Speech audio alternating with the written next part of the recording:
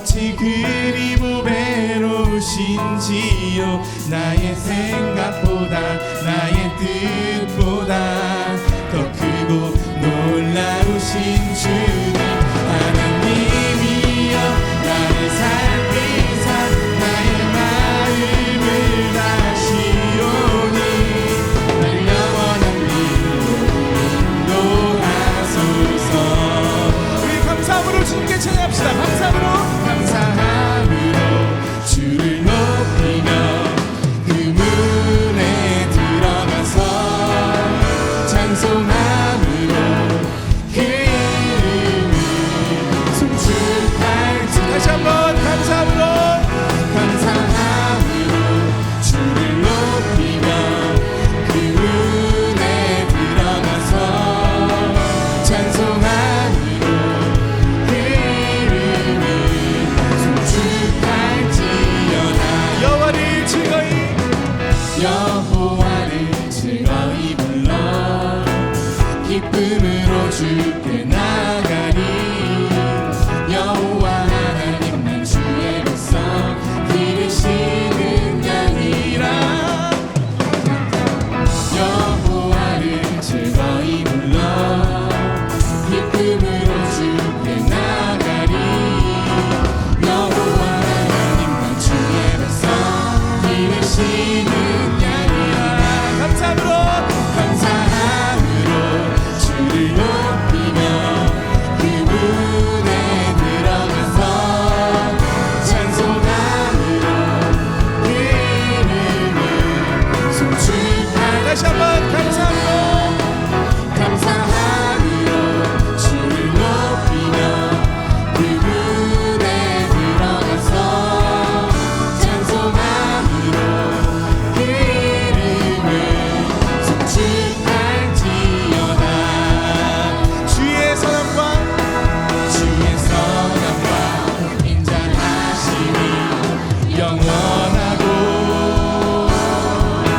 주의 성실하심이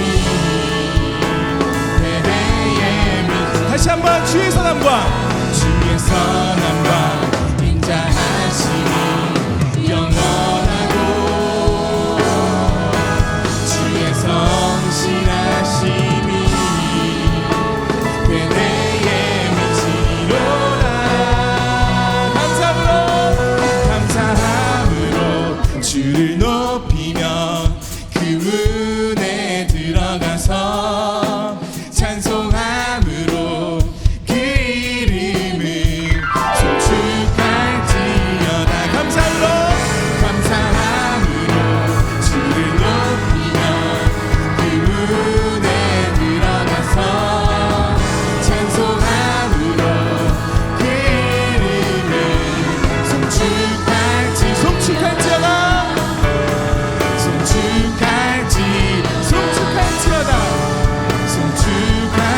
송축할지어다. 아멘. 우리를 이끄시고 우리와 언제나 동행하시는 그 주님을 우리가 감사함으로 찬양합니다. 아멘.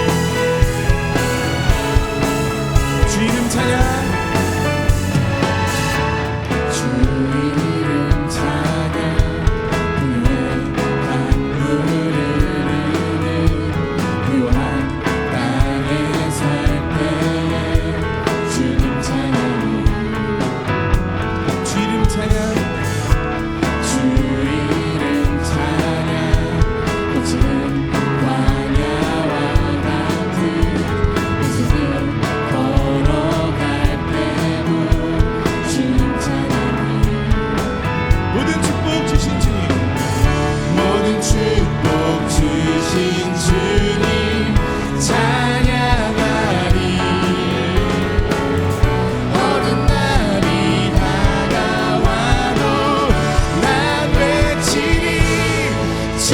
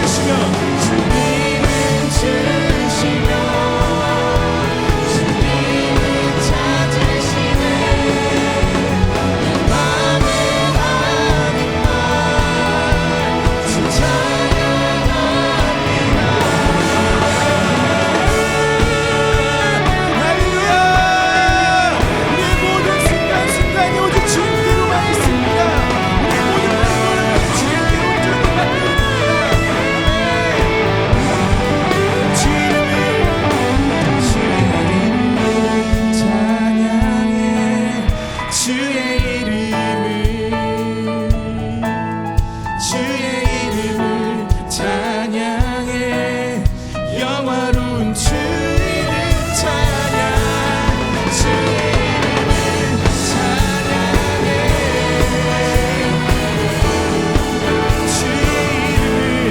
주의 이름을 찬양해 영화로운 주 이름 다시 한번 주의 이름을 찬양해 주의 이름을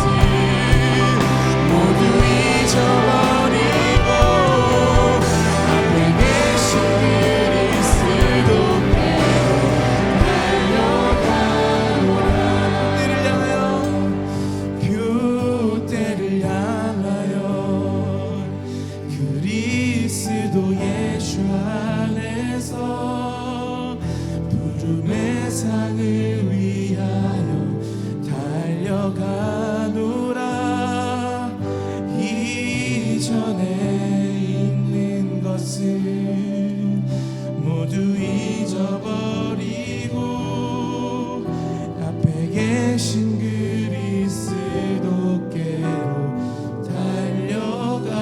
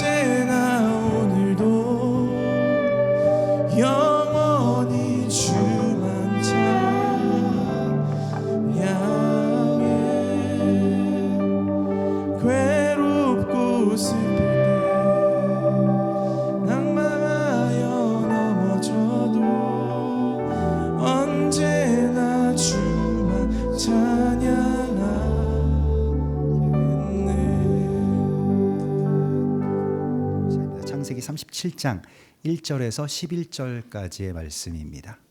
창세기 37장 1절에서 11절까지의 말씀입니다.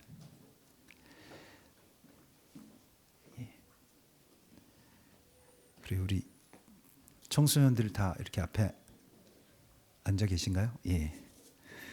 오늘 바이에셰브는 특별히 우리 청소년들한테 주시는 말씀이기도 해서 같이 우리 한 목소리로 1절에서부터 11절까지 같이 한 목소리로 봉독하시겠습니다. 야곱이 가나안 땅 곧 그의 아버지가 거류하던 땅에 거주하였으니 야곱의 족보는 이러하니라. 요셉이 17세의 소년으로서 그의 형들과 함께 양을 칠 때 그의 아버지의 아내들 비라와 실바의 아들들과 더불어 함께 있었더니 그가 그들의 잘못을 아버지에게 말하더라. 요셉은 노년에 얻은 아들이므로 이스라엘이 여러 아들들보다 그를 더 사랑함으로 채색 옷을 지었더니 그의 형들이 아버지가 형들보다 그를 더 사랑함을 보고 그를 미워하여 그에게 평안하게 말할 수 없었더라. 요셉이 꿈을 꾸고 자기 형들에게 말하매 그들이 그를 더욱 미워하였더라. 요셉이 그들에게 이르되 청하건대 내가 꾼 꿈을 들으시오. 우리가 밭에서 곡식 단을 묶더니 내 단은 일어서고 당신들의 단은 내 단을 둘러서서 절하더이다. 그의 형들이 그에게 이르되 네가 참으로 우리의 왕이 되겠느냐 참으로 우리를 다스리게 되겠느냐 하고 그의 꿈과 그의 말로 말미암아 그를 더욱 미워하더니 요셉이 다시 꿈을 꾸고 그의 형들에게 말하여 이르되 내가 또 꿈을 꾼즉 해와 달과 11별이 내게 절하더이다 하니라. 그가 그의 꿈을 아버지와 형들에게 말하매 아버지가 그를 꾸짖고 그에게 이르되 네가 꾼 꿈이 무엇이냐 나와 내 어머니와 내 형들이 참으로 가서 땅에 엎드려 내게 절하겠느냐. 그의 형들은 시기하되 그의 아버지는 그 말을 간직해 두었더라. 아멘. 예, 바예셰브 그리고 그는 거했다라고 하는 뜻의 토라 포션을 이번 주에 우리가 다시 받게 됩니다. 하나님께서 우리와 함께 거하신다라고 하는 말씀이 무엇인가요? 하나님이 우리와 함께 거하신다. 네, 임마누엘입니다. 예, 임마누엘 하나님이 우리와 함께 계신다. 하나님과 그것과 맞물려서 바이셰브의 말씀을 우리가 다시 이제 바라보게 되는데요. 사실 요셉이라고 하는 그 청소년이 있었습니다. 그의 나이는 17살이었고요. 17살 여기 누구니 청소년 중에서? 너 17살이구나. 너 17살이나 됐어? 네. 예, 만 나이야? 17살? 그냥 나이. 그 한국 나이. 그치. 한국 나이가 맞는 나이야, 원래. 엄마 뱃속에서 그 1년을 빼먹는다는 거는 사실 있을 수 없는 일인데, 뭔가 뭐 나올 때부터 생명이다라고 하는 것은 생명의 어떤 존엄에 대해서 조금은 뭐 좀 바르지 않은 생각인 것 같습니다. 근데 아무튼 17살이면 뭐 중3에서 고1 뭐 이 정도 되는 그런 나이라고 할 수가 있는데 이때 요셉이 참 미숙했습니다. 그러니까 정말 어린아이 같았고요. 그래서 이 17살부터 시작하는 요셉의 인생은 그리스도 예수의 장성한 분량에 이르기까지, 그럼 몇 살을 더 해야 될까요? 그리스도 예수께서 공생애를 시작하신 게 30세니까 30에서 10 빼면 손가락 쓰지 말고 13년을 이제 더 살죠. 보통 유대인들은 그 성인식을 하는 나이가 13살입니다. 그래서 13이라고 하는 숫자가 이제 성숙의 숫자인데 사실 17살이면 성인이 됐다고도 볼 수 있는데 몸뚱아리만 크고 우리 청소년들도 좀 그런 경향이 있을 수도 있는데 몸은 큰데 뭔가 안에 그 내면에서 그리스도의 어떤 성숙한 분량에 이르지 못한 모습을 보여줍니다. 그래서 요셉이 17살의 나이에 말실수하는 장면들로 시작이 됩니다. 그래서 17살의 나이에 형들이랑 막 양을 돌보고 있다가 형들 중에 한 4명이, 형들이 되게 많았거든요. 그래서 뭐 몇째 형인지는 잘 모르겠는데 아무튼 4명이 뭔가 잘못을 했어요. 근데 성경에서는 무슨 잘못이라고는 말하지 않습니다. 뭔가 아무튼 잘못을 해서 아버지에게 가서 일러 바쳤더라라고 하는 말씀으로 이제 시작이 됩니다.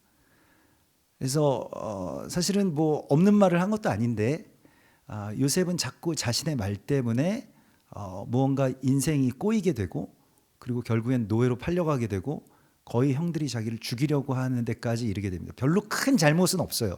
그냥 말만 좀 잘못했을 뿐입니다. 그런데도 거의 죽을 만큼의 어떤 위기 가운데 가게 되고 애굽으로 노예로 팔려가게 되는 이런 일들이 있었다라고 하는 말씀으로 이 바에셰브의 말씀이 시작이 됩니다. 여러분들도 말의 어떤 성숙 가운데 도달하신 분들도 있지만 그 나이에 상관이 없어요. 이거는 사실은 나이는 많으셔도 말을 좀 뭔가 이렇게 뭔가 기분 나쁘게 하시는 분이 있어요. 의도는 그렇지가 않은데 그냥 뭔가 하여튼 그분이 하는 말은 다 좀 기분이 별로 좀 좋지가 않아. 있죠. 주변에 있습니다.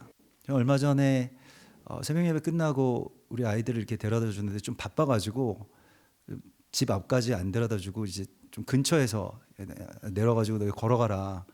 근데 애들이 막 추우니까 막 새벽에 사실 새벽 예배 나오는 것도 이제 이스라엘을 자기들이 가겠다. 그래가지고 하나님께 기도하면 보내주실 것이다. 뭐 이런 일념으로 이제 계속 기도하고 있거든요. 근데 뭐 이럴 거면 왜 나오나 싶을 정도로 맨날 와가지고 이제 깊은 잠을 자다가 또 이제 가는데 자다가 깨니까 얼마나 힘들겠어요. 그래가지고 차에서 막 내리라고 하니까 막 뭐 불평하면서.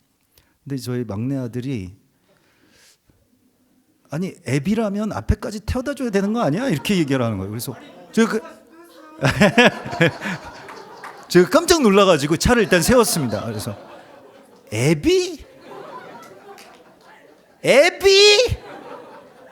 네. 근데 제 아들이 깜짝 놀라가지고 아니 그 말이 뭐 안 좋은 말이야? 왜 안 좋은 말이야 그 말이? 막 그러는 거예요. 그래서 야 어떻게 아버지한테 애비라 그러니 너는? 막 그랬더니 아니 성경에 나오잖아요. 아비들아 너희 자녀를 노엽게 하지 말라.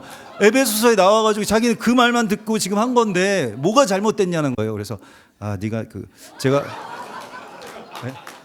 이렇게 그래서 네가 그 한글 패치가 성경으로 됐구나. 그래가지고 더 이상 화를 내지 않고 그거는 그런데 조금 그래도 한국에서는 애비라고 하는 거는 좀 좋지 하나님 나라에서는 되는데 애비라고 하는 거는 조금은 그래도 기분이 이렇게 좋진 않아.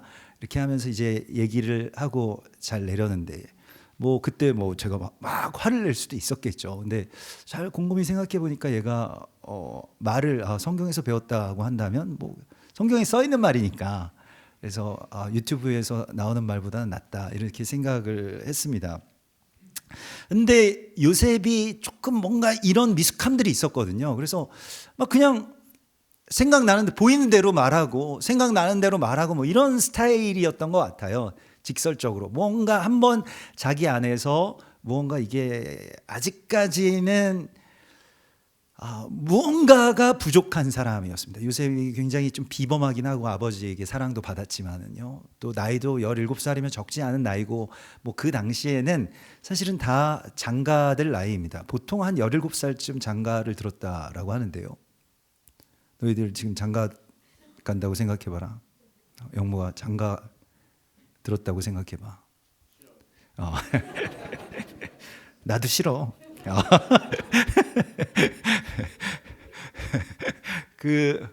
우리가 이제 오늘 이 말씀 속에서 그래서 보면 계속 말 때문에 뭔가 꼬여나가는 인생을 보게 됩니다. 이게 심각한 거예요. 사실은 웃을 수가 없는 일인 게 그냥 미운 정도가 아니고 죽이고 싶었다니까요. 요셉을.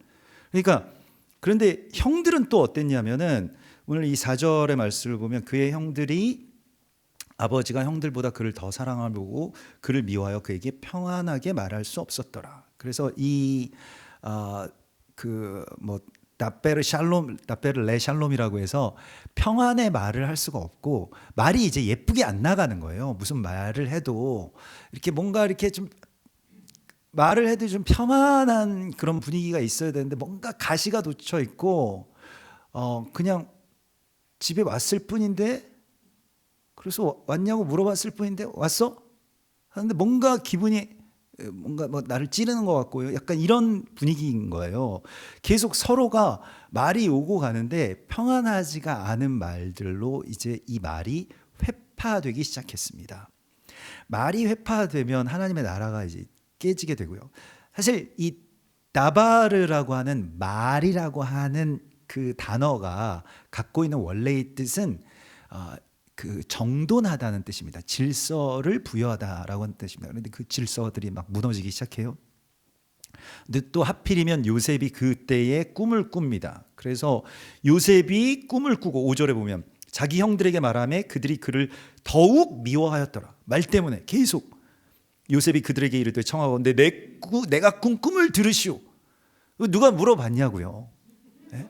형들이 뭔가 뭘 듣고 싶어 하지도 않은데 자 내가 꾼 꿈을 들으시오 하면서 형들을 모아가지고 안 그래도 미운데 얘가 그래가지고 내가 꿈을 꿨는데 형들의 곡식단이 나의 곡식단에게 와서 다 절하더이다. 막 침을 막 튀기면서 얼마나 그 밉겠어요. 예. 그래서 형들이 막 열받았죠. 예. 그래서 막 열받아가지고 막 뚜껑이 열리기 직전인데 그의 형들이 그에게 이르되 8절에 보면 네가 참으로 우리의 왕이 되겠느냐 참으로 우리를 다스리게 되겠느냐 하면서 형들도 막 말로 쏘아붙이죠. 그의 꿈과 그의 말로 말미암아 그를 더욱 미워하더니 이쯤 되면 이제 그쳐야 되는데 9절에 보면 요셉이 다시 꿈을 꾸고 그의 형들에게 막 야 형들아 예. 이번에는 해와 달과 11별이 형들의 별이 나에게 절하도이다 하니까 어떻게 했어요? 예. 정말 막 죽이고 싶었겠죠.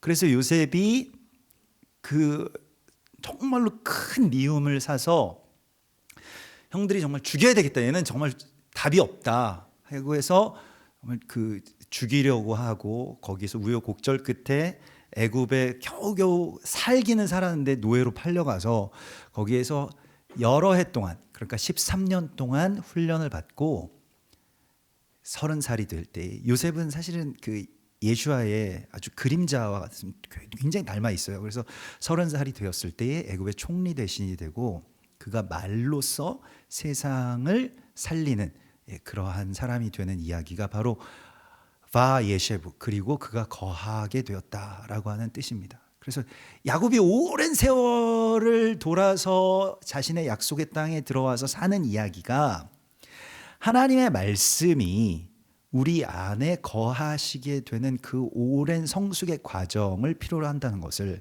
하나님 우리에게 말씀하시고 있습니다. 우리가 잠언의 말씀을 보면 잠언 15장 4절에 보면 온순한 혀는 생명나무이지만 패역한 혀는 마음을 상하게 하느니라 이렇게 말씀하고 있습니다. 우리가 잃어버린 생명나무 있잖아요. 동산에서 생명나무의 열매를 먹는 것이 이제 금지되어 있지 않습니까? 영원한 생명. 근데 그 영원한 생명나무가 무엇이냐라고 할 때에 온순한 혀라고 말씀하고 있습니다. 생명을 살리는 말. 그런데 요셉은 17세에 시작한 어쩌면 아주 유아기적인 사람으로서 말로 사람을 살리지 못하고 사람에게 자꾸 상처 주고 뭔가를 이렇게 깎아먹고 뭔가를 이 어렵게 하는 그리고 자기의 인생의 생명까지도 관계까지도 다 파괴해 버리는 그런 말의 소유자였습니다. 여기에 대하여서 우리가 애통함을 가져야 됩니다. 여러분들은 어떠십니까? 여러분들의 말로 누군가를 살리시거나 누군가에게 생명을 주고 계신가요? 말을 해야 될 때 안 하고 또 안 해야 될 때 하고 뭔가 나는 뭐 그런 의도로 한 게 아닌데 말 때문에 무언가 관계에서의 파괴가 온 적은 있으신지 모르겠습니다. 사실 그것이 바벨의 저주죠.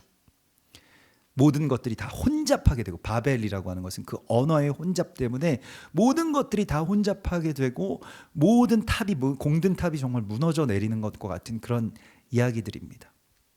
말이죠. 예레미야는 이것에 대해서 선지자로서 굉장히 슬퍼했습니다. 예레미야 1장 6절에 보면 나는 아이라 슬프도소이다. 주 여호와여 보소서 나는 아이라 말을 할 줄 알지 못하나이다 라고 그렇게 하나님께 애통함으로 간구했습니다. 하나님께서 그를 하나님의 대언자로 부르신다라고 할 때 여러분들은 어떠십니까?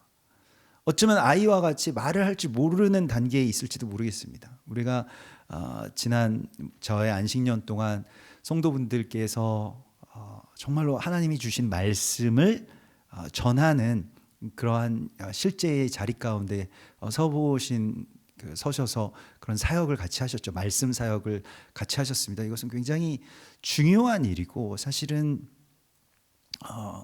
굉장히 필요한 일이죠. 그러니까 하나님께서 주신 그 은혜를 나의 말로써 또 선포하고 또 그것으로써 하나님의 은혜를 나누고 또 생명을 살리는 이야기들이에요.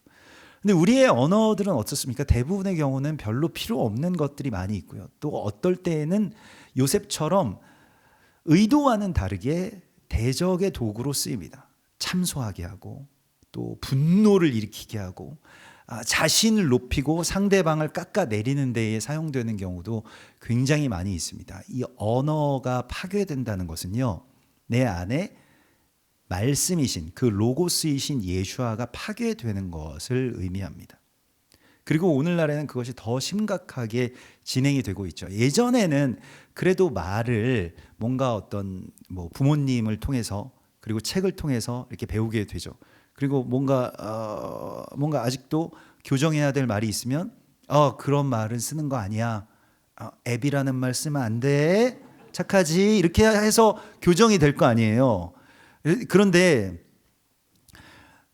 그런 것들이 되지 않고 그것보다 훨씬 더 많은 어휘와 많은 단어를 말하는 것이 미디어죠. 그러니까 미디어가 막 말을 하기 때문에 아이들의 말투가 내가 가르쳐준 말투가 아닌데 부모에게서 들은 말이 아닌데 그걸 막 하기 시작합니다. 뭐 어쩔 건데 뭐 또 못하죠? 이거 아닌가?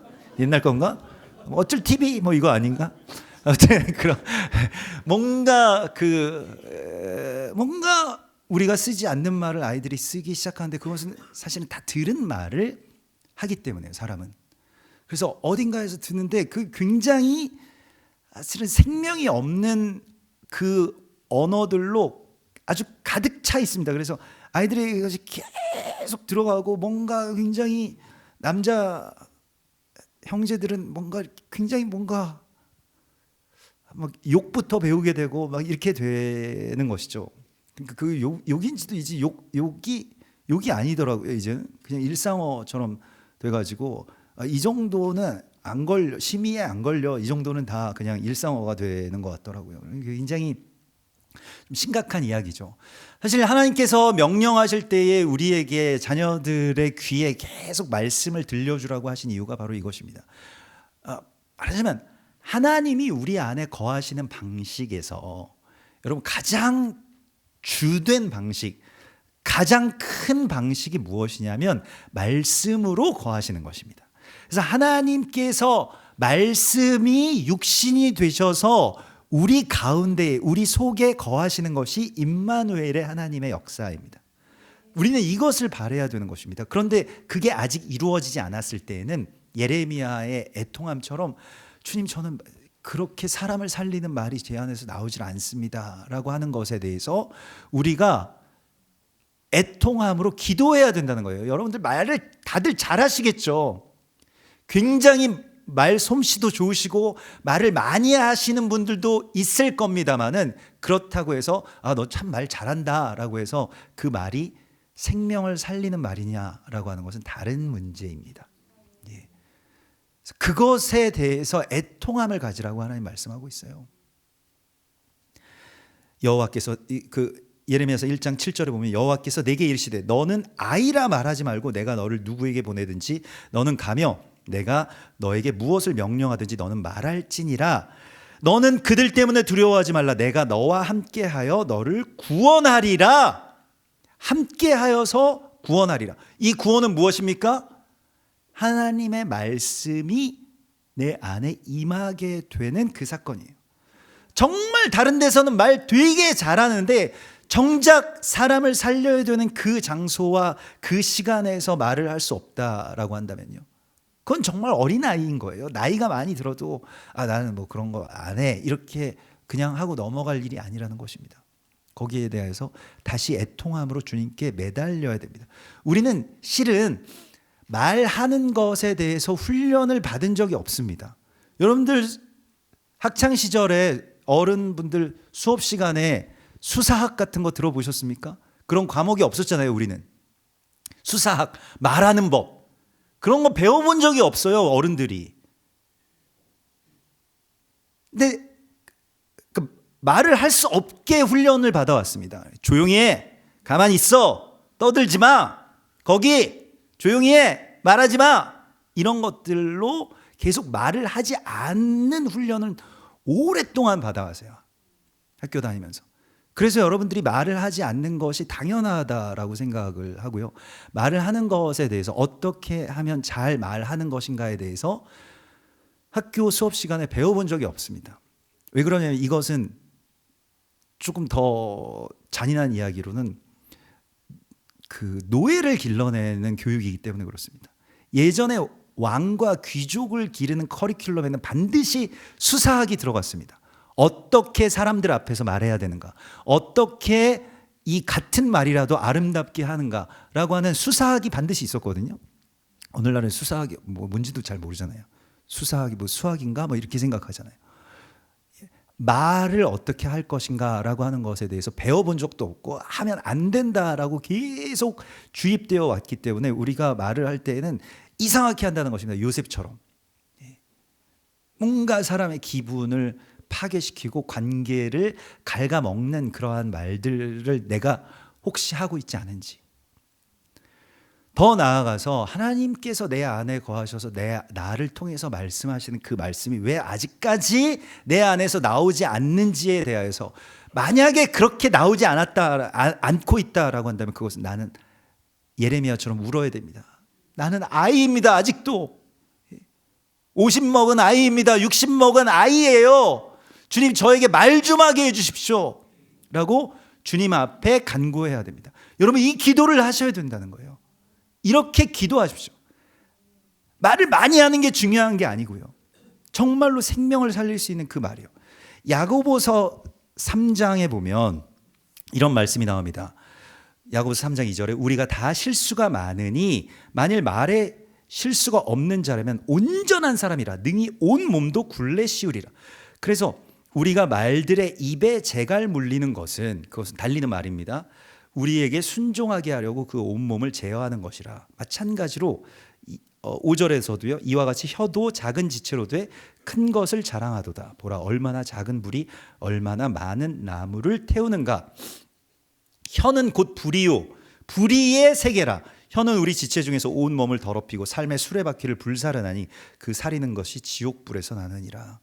여러 종류의 짐승과 새와 벌레와 바다의 생물은 다 사람이 길들일 수 있고 길들여 왔거니와 혀는 능히 길들일 사람이 없나니 쉬지 아니하는 악이요 죽이는 독이 가득한 것이라. 근데 이 자각이 우리에게 있어야 됩니다. 혀를 내가 길들일 수 없다는 것을 알아야 되는 거예요. 그냥 내가 말 좀 그러면 예쁘게 하고 곱게 하면 고운 말, 바른 말, 뭐 욕 안 하면 되는 거 아니야? 오늘 말씀은 그런 말씀 아니야? 그런 말씀이 아니야. 그런 말씀이 아닙니다.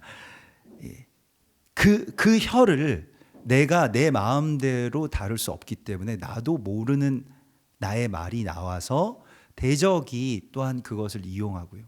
그래서 말이라고 하는 것은 그 안에 영이 주도하는 것입니다.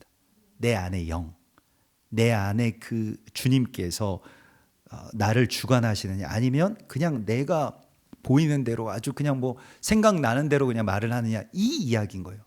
요셉이 지금 이 13살은 요셉의 어떤 시작점입니다. 17살은요. 지금부터 13년 동안 요셉은 훈련받는데요. 말 때문에 죽을 뻔하고 그리고 말 때문에 또 살아나고요. 꿈 때문에 죽을 뻔하고 꿈을 말해서 죽을 뻔하고 꿈을 어떻게 잘 해석해서 그는 감옥에서 풀려나고 또 애굽의 총리 대신까지 됩니다. 해석이라고 하는 영역에서 최종적인 것은 말을 하는 것이죠. 그래서 사실은 뭐 우리가 나중에 계속해서 나누겠습니다만 요셉의 이 꿈에 대한 이야기와 또 꿈을 자기가 어떻게 이야기하느냐와 또 어떻게 그것을 해석하고 풀어내서 말을 하느냐에 대한 것이 결국에는 하나님이 요셉 안에서 사시는 이야기로 발전하게 되는 것입니다. 이사야서 7장 14절에 우리가 임마누엘에 대해서 나눌 것인데요. 임마누엘 하면 저도 어릴 때 교회 안 다닐 때는 뭐 임마누엘 교회 다닌다고 그러면 막 뭐 임마 막 이렇게 하고 막 괜히 놀리고 그랬었어요. 저희 옆 친구한테. 근데 임마누엘 무슨 뜻인지 모르는데 아무튼 걔도 그래 무슨 뜻인데 내가 물어보면 나도 몰라. 근데 우리 교회 이름이 임마누엘이야. 그러면 야 임마 너 임마누엘 다니지? 막 이러면서 제가 막 놀렸었거든요. 예, 그러면 안 되는데 요셉처럼. 그래서 근데 처녀가 잉태하여 아들을 낳을 것이요 그 이름을 임마누엘이라 하리라. 이 처녀라고 번역된 그 알마라고 하는 말은요, 그 소녀라는 뜻이에요. 어린 여자. 그래서 아직까지 뭔가 해산할 준비가 되어 있지 않고 그 정도의 나이가 안 됐다고 생각되는. 뭐 요셉도 마찬가지고요. 또 마리아도 마찬가지고요. 아마도 이 정도의 청소년기의 나이였으리라고 생각을 할 수가 있습니다. 그런데 주님이 오시겠대요. 그리고 주님을 해산을 해야 된대요. 준비가 되어 있는 사람이 있습니까? 우리는 언제나 항상 어린아이의 단계입니다. 하나님께서 무슨 일을 맡겨주실 때 그러면 여러분들이 아멘 하셨으니까 다음 주에 설교는 그러면 집사님이 좀 해주실까요? 그러면 아유 저는 못해요. 제가 어떻게 합니까? 이렇게 되는 그 언제나 영원히 어린아이의 단계에 있습니다. 그 처녀의 단계. 제가 어떻게 아이를 낳을 수 있습니까? 라고 하는 그 마리아의 그 이야기와 꼭 같아요. 저는 그런 거 못합니다. 저는 아직 준비가 안 됐습니다. 저는 아직 한참 남았습니다. 라고 하는 그 어린아이와 같은 모습이 바로 처녀 혹은 소년, 소녀, 남자는 이제 나얼이라고 불리워지는데 그 애가 어른이 되는 이야기, 그러니까 생명을 살리는 그 말을 해산하게 되는 바로 그 이야기가 임마누엘의 이야기입니다. 그래서 임마누엘입니다. 임하고 마누하고 엘이 합쳐진 말이 임마누엘이거든요. 그 엘은 권능의 하나님인데 그 권능의 하나님께서, 그 전능하신 하나님께서 우리 안에 거하신다는 뜻입니다. 이게 그냥 우리랑 같이 이렇게 좀 다니시다가 뭐 좀 도울 거 있나 싶으면 좀 도와주시고 이런 게 아니고요. 우리 속에 거하신다는 뜻이에요. 이거는 그냥 곁에 계신다라고 하는 어떤 with의 뜻이 아니고 그 안에 거하신다고 하는, 오늘 이번 주 토라 포션의 이 바이의 쉐브의 말씀과 꼭 같습니다. 거하신다라고 하는 우리 속에서 사신다, 우리 속에서 자리 잡으셨다라고 하는 그런 뜻입니다. 그래서 주님이 우리 속에서 거하시는데 거기서 마누가 뭐냐라고 하면 마누가 바로 우리라는 뜻입니다. 하나님은 개인의 신이 아니십니다. 우리가 지난주에도 내가 꽉 쥐고 있던 하나님을 놓아드리는 것이 야곱의 씨름의 승리라고 말했잖아요. 나의 하나님에서 우리의 하나님이 되는 거예요. 하나님을 개인으로 믿을 수 없습니다. 그렇게 하나님이 임하시지 않기 때문에. 그래서 우리가 교회를 이루는 거예요.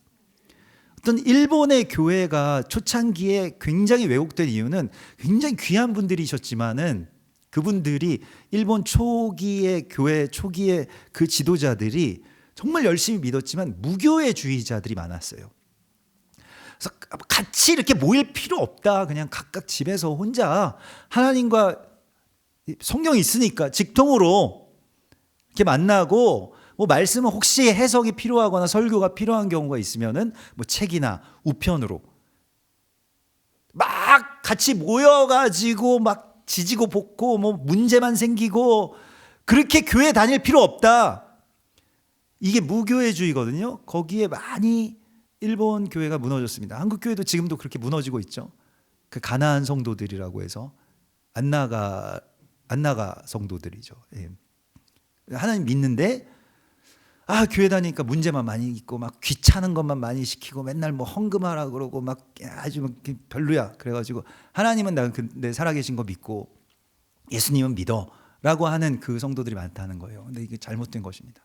하나님 그렇게 개인적으로 집에서 그냥 하나님과 혼자서만 믿는다라고 하는 것에 대해서 굉장히 하나님이 제한하는 것입니다. 하나님 그렇게 묶여 계시면 안 되거든요. 개인의 하나님이 아니시기 때문에 하나님은 우리의 하나님이십니다. 그래서 하늘에 계신 우리 아버지여라고 우리가 그렇게 기도하잖아요. 항상 우리가 있어야 되는 거예요. 왜냐하면 그 하나님, 우리가 믿는 그 하나님의 형상은 우리가 서로에게서 보기 때문에요. 또 이 사람이 믿는 하나님을 나를 통해서 이 사람에게 보여드리는 것이 나의 사명이기 때문에요. 예수님의 형상과 예수님의 말을 내가 이 사람에게 하는 것이 임마누엘입니다. 하나님이 우리 안에 거하신다는 거예요. 그렇기 때문에 하나님은 반드시 말씀으로써 우리 안에 거하시기를 원하십니다. 말이라고 하는 걸 아무리 좋은 것을 가지고 있어도 말의 기본적인 기능은 무엇입니까? 그 혼잣말 계속 막 거울 보고 이야기하고 이런 거가 아니고, 말이라고 하는 것의 기본적인 것은 소통을 위해서 하는 거잖아요. 그 사람을 살리기 위해서, 그 사람과 내가 마음을 한 대로 모으기 위해서 하는 것이 말입니다. 이거 굉장히 신비한 것이라고 하는 것을 늘 말씀드립니다. 그냥 단순한 의사소통이 아니고 이와 같이 아주 고차원적으로 우리가 그 말들을 서로에게로 전하고 또 그 말들을 통해서 그 영이 교감된다라고 하는 것은요, AI 시대에서도 지금 다시 생각해 봐야 될 문제입니다. 결국 AI가 뭡니까? 말을 계속 가르쳐 줘 본 거잖아요. 컴퓨터한테 말을 계속 넣어본 거잖아요. 더 넣어보고 더 넣어봐서 걔가 마침내 생각하는 것처럼 된 거 아닙니까? 근데 그래서 얼마나 많이 넣느냐, 많은 정보, 많은 말들을 처리할 수 있느냐, 그거에서 또 많은 말들 중에서 골라낼 수 있느냐, 이게 뭐 AI의 이제 능력인데, 인간은 훨씬 더 고차원적으로 하나님께서 그렇게 만드셨어요. 하나님의 말씀을 받고 소화해서 다시 말할 수 있는 존재로 하나님이 지으셨다는 것입니다. 굉장히 놀라운 거예요. AI가 따라올 수 있는가? 사실 뭐 AI가 앞으로는 이제 훨씬 더 사람보다 더 지혜로워질 거다, 더 똑똑해질 거다 이야기를 합니다만은, 어떤 일부에서는 그렇게 할 수 있어도 하나님이 만드셔서 하나님의 그 로고스가 들어오는 것은 별개의 이야기입니다. 그것은 되지 않을 것이라고 저는 생각을 하는데요. 예. 뭐 이런저런 뭐 논의들이 있습니다만은, 그래서 말씀이 육신이 된다라고 하는 것에 대해서 우리가 이제 주님께 구해야 되는 거예요. 요한복음 15장 7절에서 너희가 내 안에 거하고 내 말이 너희 안에 거하면 무엇이든지 원하는 대로 구하라, 그리하면 이루리라, 이렇게 말씀하셨습니다. 주님이 거하시는데 주님의 말이 우리 안에 거하시는 거예요. 내 말이 너희 안에 거하면. 그래서 복 있는 사람들은 계속해서 하나님의 말이, 그 로고스가 내 안에 오셔서 임마누엘이 되시는 그 일들을 그 자리에 계속 있는 것입니다. 예. 어마어마한 능력이 있어요. 여러분들이 받아들일 수 있는 능력이 있습니다. 특별히 우리 이 17살 때의 이 10대의 이 청소년들은 지금 그 말을 받아들일 준비가 되어 있는 거예요. 근데 그 좋은 때, 그 정말 엄청난 문이 열리는 그 시간에 이상한 말들이 막 들어가고, 막 미디어에서 막 이상한 것들이 계속해서 들어가서 이상하게 막 말들이 그 안에서 막 꼬여가지고 아이들이 막 말을 하는데 이상한 말을 해요. 그리고 어떻게 하나님의 역사가, 하나님의 임마누엘 되심의 통로가 될 수 있을까요? 그래서 요셉이 그때부터 훈련받기 시작한 거예요. 애굽으로 가서 또 훈련을 받는데, 말의 회복이라고 하는 것이 결국에는 성령이 우리 안에 들어오셔야 가능한 이야기입니다. 이것을 방언이라고 이야기를 했어요. 성령이 내 안에서 말씀하시는 것. 그러니까 사도행전 2장에 보면 이 제자들이 성령을 받았을 때 가장 먼저 일어난 일은 성령이 혀의 모습으로 이제 각 사람에게 임했어요. 불의 혀. 그래서 각 사람들이 어떤 말을 합니까? 다 놀라 신기하게 여겨 이르되 보라 이 말하는 사람이 다 갈릴리 사람 아니냐. 근데 갈릴리의 유대인들인데 우리 각 사람이 난 곳 방언으로 듣게 되는 것이 어찌 됨이냐. 이 방언의 놀라운 능력은, 최초의 방언의 놀라운 능력은 무엇입니까?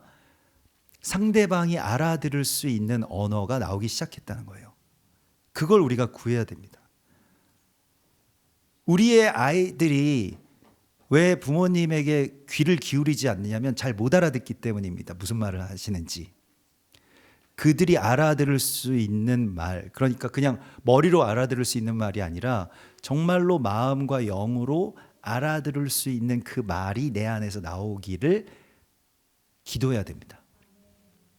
우리가 그것을 구하는 거예요. 사람을 움직이는 뭔가 말주변이 아니고 말 기술이 아니고 무언가 그 안에서 역사하는 힘이 있는 것이거든요. 성령께서 우리 안에 임하실 때에 그 로고스 되신, 그러니까 말씀이 육신 되신 예수와의 역사가 우리 안에서도 일어나게 되는 것입니다. 우리가 이 방언을 구해야 됩니다. 그래서 그냥 우리가 지금 뭐 방언의 은사도 물론 사모하고 구하고 그것이 영적으로 굉장히 유익이 있기 때문에 또 아마도 말의 회복에 있어서도 모종의 연결이 있다고 저는 생각을 합니다. 뭐 다 그것에 대하여서 막 그 구체적으로 연구해 보지는 못했지만요.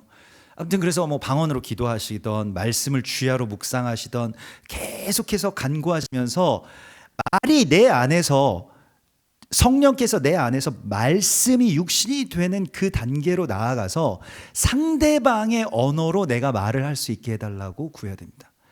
우리가 지금 영으로 이렇게 통화하고 있으면, 성령께서 통하고 있으면요, 말을 많이 안 해도 사실은 다른 언어로 말을 해도 되게 잘 알아듣죠. 예. 한국 사람인데도 우리가 잘 못 알아듣는 이야기가 뭐 유대인, 뭐 지난번에 왔던 그 유대인 자매들이랑도 뭐 이런저런 이야기들을 해도 뭐 영어 뭐 이런 것이 문제가 아니고 사실은 그 안에서 흐르는 한 성령의 역사하심 때문에 뭔가 아주 깊은 울림이 있는 대화들이 있습니다. 근데 그럴 때 막 전율이 있죠. 어떻게 얘랑 나랑 이런 이야기를 할 수가 있지? 라고 하는 거죠. 이미 성령 안에서 다 통하고 있는 거예요. 근데 그 말씀의 능력을 또 말씀의 내주하심에 대하여서 주님께 간구하라고 말씀하시고 있습니다. 임마누엘의 하나님이요, 우리 안에 거하시는 하나님, 말로써 우리 안에 거하시는 하나님. 그래서 요셉이 나중에 어떻게 되냐면요, 요셉이 결국엔 내 말이 아닌 상대방의 언어로 말할 수 있게 되고 말로써 사람을 살리는 이야기가, 물론 이번 주 넘어서는 그 사실 창세기의 어떻게 보면 마지막 결론입니다. 성경의 결론이기도 해요. 여러분들이 임마누엘의 하나님의 통로로서 여러분들의 말로 사람들을 살리는 이야기요. 그래서 나중에 이렇게 형들에게 상처만 주었던 요셉이 어떤 말을 하는지를 보면 알 수 있는데, 나중에 뭐 30살 혹은 33살 이 정도 나이가 되고 아버지 이제 돌아가시게 되는 그 시점 가운데서 창세기 50장 20절에 보면 이런 말씀이 있습니다. 그때 그리스도의 장성한 분량에 그가 이르게 되는데요. 창세기 50장 20절 한번 찾아주시겠습니까? 요셉이 말만 하면 형들에게 상처 주고, 말만 하면 참소가 되고, 말만 하면 기분이 안 좋고 분위기가 싸해지고 그러던 요셉이 마지막에 결국 형들에게 어떤 말을 하냐면 창세기 50장 20절에 이런 말씀을 하게 됩니다. 당신들은 나를 해하려 하였으나, 같이 읽어볼까요? 시작. 당신들은 나를 해하려 하였으나 하나님은 그것을 선으로 바꾸사 오늘과 같이 많은 백성의 생명을 구원하게 하시려 하셨나니. 여러분, 이것은 무엇입니까? 형들이 너 그때 우리가 미워하고 팔아넘겨서 미안해, 죽이지만 말아줘, 형들이 찾아왔단 말입니다. 그때에 아니, 그것을 하나님은 선으로 바꾸셔서 그것 때문에 많은 백성의 생명을 구원하시게 하셨습니다 라고 바꾸어서 말을 해줍니다. 그리고 그 다음 절에 보면 21절에 보면 당신들은 두려워하지 마소서, 내가 당신들과 당신들의 자녀를 기르리이다 하고 그들을 간곡한 말로 위로하였더라. 예. 여러분, 이 말의 능력을 구하십시오. 정말 좋은 엄마, 정말 좋은 아빠, 정말 좋은 남편, 정말 좋은 아내, 정말 좋은 학생, 정말 좋은 아들, 정말 좋은 딸은요, 말에 위로가 있는 거예요. 예. 가끔 그렇잖아요. 아이들이 아빠 왔어요? 라고 하는 그 말에 뭔가 모를 위로가 있는 거예요. 아빠 왔어? 뭐 말투가 뭐 그렇다고 하더라도 성령께서 그 안에 깃들이시면 항상 모든 사람의 말에는 사람을 살리는 그 위로가 깃들어 있어야 됩니다. 네. 이것을 주님께 구하라고 말씀하시고 있어요. 이거는 우리가 의지로 되는 것이 아니고 훈련도 우리에게 필요한데요. 주야로 말씀이 우리에게 말의 재료인 말씀이 들어와야 되고요. 말의 재료를 유튜브에서 찾지 마십시오. 말의 재료를 인스타에서 찾지 마세요. 그게 여러분의 재료가 좋아야지 뭐가 좋은 게 나올 거 아니겠어요? 그러니까 말의 재료를 항상 성경에서 찾으십시오. 계속해서 말씀이 우리 안에 들어오고 그것을 주야로 내가 작은 소리로 이렇게 읊조리면서 뭔가 그 단어들이 내 안에서 언젠가 굉장히 특이점이 오는데 AI가 어느 시간에 특이점이 와서 지금 막 이렇게 챗을 할 정도가 된 것처럼요. 이제 좀 있으면 이제 썰몬도 하겠죠. 챗 GPT가 나왔으니까 썰몬 GPT도 나올 겁니다. 그런데 그 다음 단계 여러분들의 특이점은 무언가 좋은 것들이 계속 들어와야 돼요. 그리고 결정적인 지점에서 성령이 임하셔야 됩니다. 성령이 임하실 때 특별히 우리 청소년들에게 정말로 요셉처럼 어느 지점에서 성령이 임하실 때 주님이 여러분들 다루어 주실 것입니다. 그런데 성령이 임하실 때 놀라운 역사가 일어날 거예요. 여러분들이 저는 꿈꾸는 것입니다. 막 가슴이 뛰고 우리 청년들과 청소년들이 세계로 나가서 사람들을 살리는 그 말들을 하는 것을 꿈꾸는 거예요. 예? 그냥 가만히 있지 말고 I'm Korean, I'm a boy 뭐 이런 거 말고 정말로 여러분들이 가서 프리칭을 할 수 있도록 그 아이들 막 가르치고 빛이 되고 야 바이에셰브 이거 바이에셰브 너희 모르니? 모르니라고 하면 안 되고 바이에셰브 야 정말 이거를 막 유대인들에게 전하는 그 세대가 되기를 막 꿈꾸면요 막 너무 막 가슴이 뛰는 거예요. 그런 역사들이 일어나지 않겠습니까? 그것을 위해서 하나님께서 우리를 부르시고 우리가 뭐 꼭 청소년만이 아니라도 정말 나이가 많이 든 그런 80세의 모세도 자기는 말을 할 줄 모른다라고 하는 것에 대해서 애통해하고 그래서 말의 동역자를 아론을 또 붙여주시고 또 말씀으로 임해주셨을 때 모세가 한 말 자체가 토라 전체입니다. 모세가 얼마나 말을 잘해요. 나중에는 성령이 임하셨기 때문입니다. 여러분들도 그러한 성령이 임마누엘 되시는 그런 말씀의 통로가 되실 것을 믿습니다. 우리 같이 기도하겠습니다. 하나님 감사합니다. 우리들 참으로 주 안에서 주님의 말씀이 우리 안에 거하시는 그 임마누엘의 역사가 일어나게 하여 주시옵소서. 이 하누카의 이제 시즌 가운데 우리의 말이 훈련되게 하여 주시옵소서. 또 우리의 말이 주의 제단 앞에 드려지는 봉헌물과 같이 되게 하여 주시옵소서. 그래서 그저 헛되게 사람에게 상처를 입히고 또 기분을 좋지 않게 하는 그런 말들이 우리 안에서 다 제거되고 온전히 사람을 살리고 생명의 빛이 되고 또 죽어가는 사람들에게 위로가 되는 그러한 말이 내 안에서 나올 수 있도록 역사하여 주시옵소서. 우리의 말씀 되신 예수와 메시아의 이름으로 감사하며 기도드리옵나이다. 아멘.